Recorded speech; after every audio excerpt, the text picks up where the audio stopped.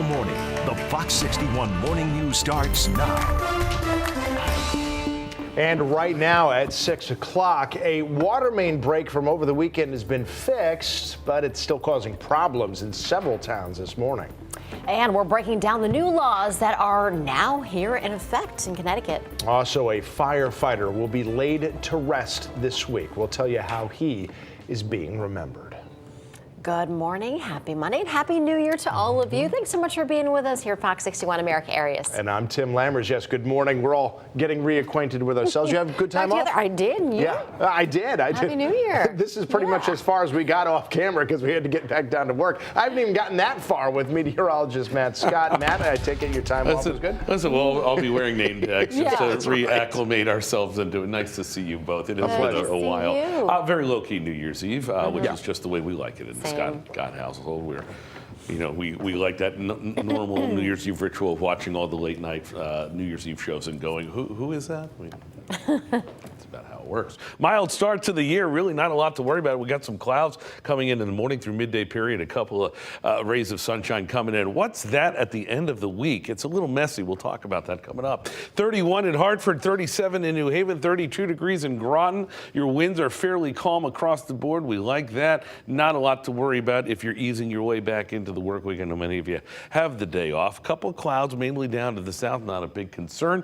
Well, not really looking for anything trouble from them. Winds are out of the west, northwest, fairly light. They'll become more southwesterly later on, but temperatures stay mild. Should be in the upper 30s. We'll top out in the lower 50s later on today. Like the sound of that. We'll talk about that mess coming up in a few minutes. See if there's any mess on the roads out there right now.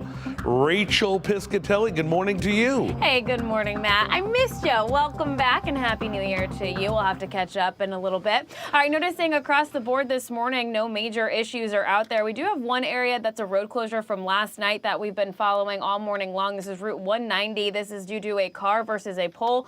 We'll keep you posted on when that roadway reopens. Otherwise, 91 both directions in New Haven looking good. Over in Fairfield, no delays to report. And we'll take a peek in Hartford drive times where things are running smoothly with rather light volume out on the roadways. Tim, Erica, welcome back and Happy New Year. Thank you, Rachel. Happy New Year to you too, yeah. At 6:02, a boil water advisory is still in effect after a water main break Sunday in Seymour. We want to show you some video of the break along Route 67. It was between Day Street and Route 115, and look at all that water that is just made for a very slick road there. We're told again that the main break has been fixed and the road is back open. However, Aquarian Water Company said customers who live in Seymour, Beacon Falls, and Oxford, at least some of them in each of those towns, should still boil their water or use bottled water until they can confirm that the water is safe to drink. And as for when that's going to be, Aquarian said test results are expected within the next 1 to 2 days. Well, police believe a missing man in Stamford could be suspicious. Now, they're asking for the public's help right now for information. They're trying to find the whereabouts of 63-year-old Errol White. They say his red 2002 Explorer was found on I-95 South on Saturday with his phone, his keys, and his wallet all inside. He was last seen with family members in Bridgeport on Thursday night. Anyone who saw his car Thursday or Friday is urged to call Stamford police. All right, a new year means new laws. They are now on the books here in Connecticut. Yeah, and among the notable ones, erasing certain criminal records, and some new fees have been implemented for the trucking industry. And we're checking in with Fox 61's Angelo Bavaro. He's joining us live right now at the state capitol to break down the details on these new laws and how they can affect you. Angelo, good morning.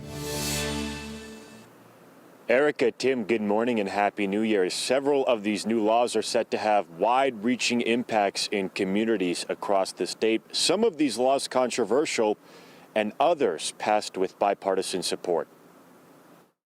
Among the new laws taking effect in 2023, Connecticut's highway use fee.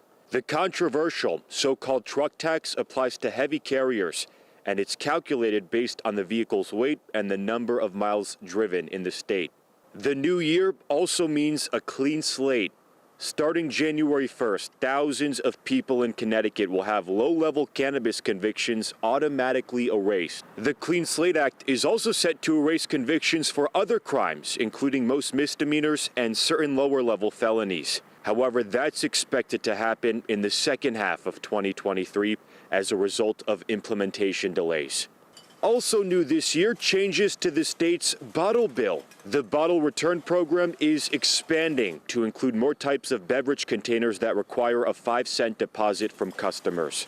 At the state capitol, lawmakers and constitutional officers will see their first pay raise in more than 20 years. The annual base salary for members of the General Assembly will increase from $28,000 to $40,000. Finally, in your neighborhoods, Connecticut will increase lead poisoning testing and ramp up its intervention efforts. And this year's legislative session, in which lawmakers will consider even more new laws for the upcoming years, that is set to start this Wednesday. Reporting live at the state capitol this morning, I'm Angelo Bavaro, Fox 61 News. All right, Angelo, thanks so much, and Happy New Year to you as well. 6:06 and happening today. Neighbors are going to gather for the funeral services for fallen firefighter Matthias Wirtz. Now, 46-year-old Wirtz was a 22-year veteran of the fire department. He died while responding to a fire on Quinnipiac Avenue last Monday. Here are the times, the information for those services. Calling hours will be at the North Haven Funeral Home today from 3 to 7 p.m. And then his funeral will be at St. Barnabas Church on Washington Avenue tomorrow at 11 a.m.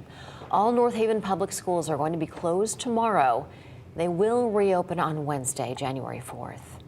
And Fox 61 will be providing continuing coverage as the North Haven community continues to remember and reflect on this loss. Make sure you watch our evening news at 5 and 6 p.m. and also on Fox 61 Plus. Got developing news out of Windsor. Fire crews spent the day yesterday battling a fire that broke out at Grimshaw Tree Service. That's on West Street. And here's a look at the scene. This is from the Windsor Locks Fire Department, who got there along with other departments. Some people who live nearby told us that there was thick smoke that could be seen for miles. And from the pictures and limited video we have, we can certainly believe it. No word yet on just how much damage was done to the building there. In Hamden, police are still searching for a suspect, the person or people who shot 3 people, including one man who died Sunday morning. State police said troopers were called to Route 15 South near Exit 60 for a report of people shot inside a car. The driver's been identified as 23-year-old Adrian Lopez of Bridgeport. He was pronounced dead at the scene. 3 other people were in the car, and one of those people was in critical condition at last check. The state police are now asking the public for their help. We want to know what happened and make sure that those that committed these crimes are taken into custody. State police said at this point they believe it was an isolated incident, but they're still asking for any witnesses to give them a call. In New Haven, police said they're investigating 2 separate shootings. Police said a 44-year-old New Haven woman was found shot just before 7 o'clock Friday night on Ferry Street. She is expected to survive. That same night, 27-year-old Ernie Negroni Feliciano was found shot on Saltonstall Avenue around 10:30. He was taken to the hospital and died on Saturday. Police are still investigating both shootings, and they could use help with both of them. So give the New Haven PD a call if you've got any information. And right now, authorities are investigating several crashes that happened over the weekend all across our state. Starting in Woodbridge, a driver is dead after crashing into a utility pole. Woodbridge police say it happened sometime before 10 on Saturday night at the intersection of Route 69 and Clark Road. That person was pronounced dead on the scene. No word on their identity this morning. And in Hartford, there was a crash between a tow truck and a sedan. The 2 women in the sedan both had to be taken to the hospital with serious injuries. Now, this one happened on Main Street near Dunkin' Donuts Park. The tow truck driver was not taken to the hospital, and officials are still trying to work out exactly what happened, what led up to that crash. And in Colchester, 3 men, all between the ages of 19 and 21, are in the hospital with life-threatening injuries after they crashed into a tree on Route 16. Now, this happened at about 10 o'clock Saturday night. A 4th passenger was also sent to the hospital with minor injuries. Connecticut State Police are asking anyone who might have seen the crash to please give them a call. Now, we are still waiting for the full report from state police as to how New Year's weekend was out on the roads and highways, but for now, it's looking like it was significantly quieter than last year, and that would be a very good thing. Here's what we know. Between December 30th and the start of December 30th and 8 o'clock Sunday morning, Connecticut State Police reported that they got 2,789 calls for service. 191 people were caught speeding, 21 DUI arrests were made, and 169 car crashes. In those 169, nobody died, but 2 people were seriously hurt and 14 more had minor injuries.